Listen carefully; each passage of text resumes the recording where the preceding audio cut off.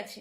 অসীম সরকার মহাশয়ের বিরুদ্ধে এফআইআর করার আগে যে সমস্ত জিহাদি কাটোয়া মুসলমানরা বছরের পর বছর সনাতন ধর্মগ্রন্থকে অবমাননা করেছে, হিন্দু সনাতনীদের দেবদেবীদের নিয়ে কুরুচিকর মন্তব্য করেছে, প্রতিমা ভাঙচুর করেছে, মা বোনদের ইজ্জত নষ্ট করেছে, অত্যাচার করেছে, আগে তাদের বিরুদ্ধে এফআইআর করুন, তারপর অসীম সরকার মহাশয়ের বিরুদ্ধে আঙুল তুলবেন।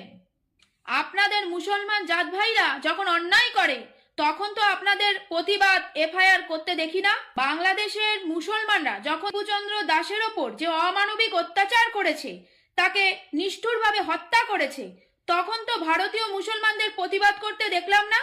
আমরা যদি এক বৃন্তে দুটি কুসুম হিন্দু মুসলমান হয়ে থাকি তাহলে বিচার হবে সমানে সমানে।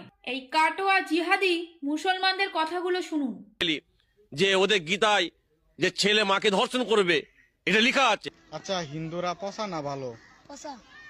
কিসের জন্য? মূর্তি পূজা করে। মূর্তি পূজা করলে কি হয়? হারাম। এটা হারাম। আচ্ছা আচ্ছা, এই জন্য হারাম কাজ যারা করে ওরা পচা। জি। এটা মানে কি তুমি শিখছো এটা? জি।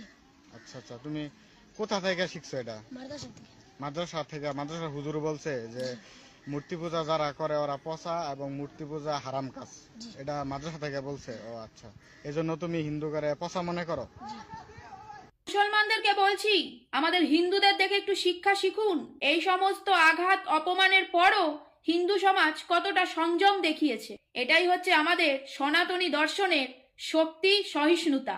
মুসলমানদের সূত্রে বলছি, আপনাদের ইসলাম শেখায় কঠোরতা, অন্য ধর্মের মানুষদের কাফের বলে ঘোষণা করা। সারা দুনিয়ায় আজ যত অরাজকতা, তার মূলে এই